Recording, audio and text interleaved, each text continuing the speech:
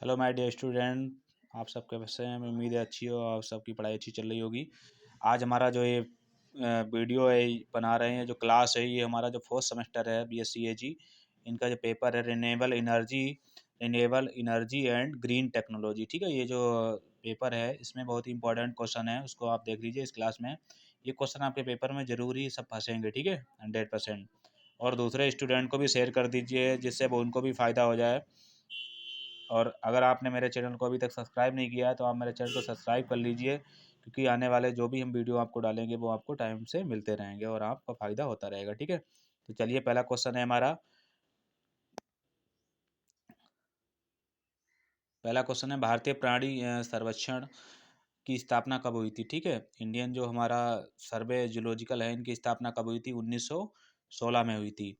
इसके बाद है, ऊर्जा के नवीनीकरण स्रोत हैं। ऊर्जा के जो नवीनीकरण जो स्रोत है, न्यू जो स्रोत हैं, वो कौन है? हमारा यूरेनियम है। ठीक है, इसके बाद है, जीवाश्म जीवाश्म ईंधन मुख्य रूप से किससे बनता है? तो जीवाश्म ईंधन मुख्य रूप से किससे बनता है? तो ये फास्फोरस से बनता है। पन बिजली पन बिजली ऊर्जा की श्रेणी में आती है, तो पन बिजली जो ऊर्जा की श्रेणी है वो अच्छे स्रोत में आती है।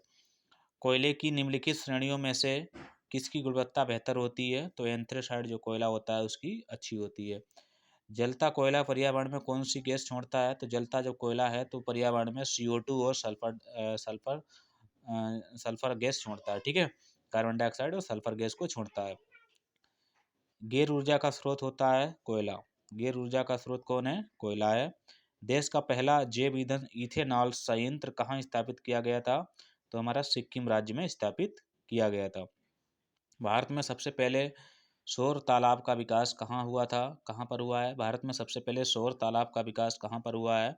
तो कच्छ में हुआ है, ये गुजरात में पड़ता है। ठीक है, एक जिला है कच्छ जो गुजरात में पड़ता है। बायोडीजल के उत्पादन में कौन सी प्रक्रिया अपनाते हैं? तो बायोडीजल के उत्पादन में हम लोग जो है ट्रांस एस्ट्रीफिकेशन प्रक्रिया अपनाते हैं। ट्रांस एस्ट्रीफिकेशन प्रक्रिया बायोडीजल के उत्पादन में अपनाई जाती है। संसाधन संरक्षण से संबंधित प्रसिद्ध पुस्तक स्मॉल इज ब्यूटीफुल किसकी है? तो ये सुमे सर की थी। ठीक है, संसाधन संरक्षण से संबंधित एक पुस्तक का नाम है स्मॉल इज ब्यूटीफुल, तो ये सुमे सर की है। बायोडीजल बनाने में किस वनस्पति का उपयोग होता है? तो बायोडीजल जो बनाने में वनस्पति है उसका नाम है रतन जोत, जिसे जेट्रोफा कहते हैं। ठीक है, रतन जोत का प्रयोग होता है बायोडीजल बनाने में। सूर्य की किरणें से कौन सी विटामिन मिलती है? तो सूर्य की किरणें से हमें विटामिन D मिलती है। ठीक है, और ये सुबह सुबह के समय मिलती है। सौर ऊर्जा के दोहन के लिए सरकार ने जवाहरलाल नेहरू नेशनल स्रोत मिशन की शुरुआत कब की थी? 11 जनवरी 2000 को की थी। ठीक है, 11 जनवरी 2000 को की थी। कौन यंत्र ऊर्जा को विद्युत ऊर्जा में बदल देता है? तो बैटरी होती है। ठीक है, बैटरी क्या करती है? विद्युत ऊर्जा जो ऊर्जा को किस में बदल देती है? विद्युत ऊर्जा में बदल देती है। ठीक है, यांत्रिक ऊर्जा को विद्युत ऊर्जा में बदलना। इसके बाद है, किसी वस्तु में उसकी स्थिति के कारण संचित ऊर्जा कहलाती है, तो वो उसे क्या बोलते हैं? स्थित ऊर्जा बोलते हैं। ठीक है, इसकी स्थिति का जो संचित ऊर्जा होती है उसको क्या बोलते हैं? स्थित ऊर्जा बोलते हैं। ऊर्जा के सभी रूपों में स्रोत किसे माना जाता है? तो ऊर्जा के सभी रूपों में स्रोत किसे माना जाता है? तो वो सूर्य। सूर्य क्या भाई मेन है ऊर्जा का, अगर सूर्य ही नहीं होगा तो ऊर्जा में कुछ नहीं होगा। ठीक है, इसके बाद हमारा अगला क्वेश्चन है, निम्न में नवीनीकरण ऊर्जा है तो सौर ऊर्जा। नई जो ऊर्जा है नवीनीकरण में कौन सी है? सौर ऊर्जा है। पृथ्वी पर ऊर्जा का सबसे विशाल स्रोत कौन है? सूर्य। ठीक है, सूर्य से तो ऊर्जा प्राप्त होती है। भारत को प्रथम परमाणु रिएक्टर कौन सा है? भारत का जो प्रथम परमाणु रिएक्टर कौन सा है, ये कब हुआ था? कब हुआ? ठीक है, तो अप्सरा जो है प्रथम परमाणु रिएक्टर है, 1956 में इसको बनाया गया। ठीक है, शून्य ऊर्जा एक्सपेरिमेंटल थर्मल रिएक्टर कौन है? ठीक है, कौन सी है? तो जर्लिना है। कौन सी है? जर्लिना। भारत का पहला न्यूट्रॉन रिएक्टर कौन सा है? तो कामनी है, 1988 में आया था न्यूट्रॉन रिएक्टर। भारत में परमाणु ऊर्जा का उत्पादन कब आरंभ हुआ था? 1969 को आरंभ हुआ था परमाणु ऊर्जा का उत्पादन।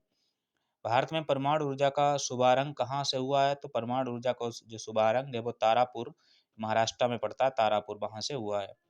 रावत भाटा परमाणु केंद्र कहाँ है? तो राजस्थान में है। केगा परमाणु शक्ति केंद्र किस राज्य में है? तो कर्नाटक में है। भारत में भूपतिय ऊर्जा संयंत्र कहाँ स्थापित किया गया था? तो हिमाचल प्रदेश में स्थापित किया गया था। चूखा जल विद्युत परियोजना किस देश की शुरुआत की परियोजनाएं हैं? तो भारत व भूटान की हैं चूखा जल। ठीक है, भारत की प्रथम जल विद्युत परियोजना कौन सी व किस नदी पर है? तो शिव समुद्रम परियोजना कावेरी नदी पर है। कौन सा ऊर्जा का परंपरागत स्रोत है? तो भूतापीय ऊर्जा का स्रोत, ठीक है, किसका है? भूतापीय ऊर्जा का। कौन सी गैस वायुमंडल की स्थायी गैस नहीं है? तो कार्बन डाइऑक्साइड।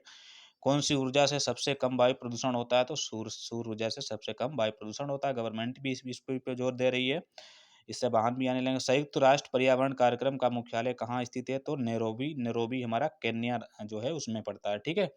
तो ये हमारे जो क्वेश्चन है लगभग 40 क्वेश्चन है जो आपकी बहुत ही ज़्यादा हेल्प करेंगे पेपर में। और ये सब हो सकता है इसी से क्वेश्चन ज़्यादातर ये आ जाएँ, तो आप जो है इस क्लास को मेरे ज़्यादा से ज़्यादा 2-3 बार देख लेना, जिससे आपको फ़ायदा हो जाएगा। तो जब भी आप जाओगे पेपर से पहले इसका रिवीजन कर लो अच्छे तरीके से, और जो स्टूडेंट को नहीं प्राप्त हुए हैं उनको भी आप बता दीजिए, उनकी भी तैयारी अच्छी हो जाए, जिससे उन्हें भी फ़ायदा हो जाए। अभी अगर आपने मेरे चैनल को सब्सक्राइब नहीं किया तो सब्सक्राइब भी कर दो और क्लास को शेयर भी कर दो, जिससे और भी स्टूडेंट इसको आराम से देख सकें।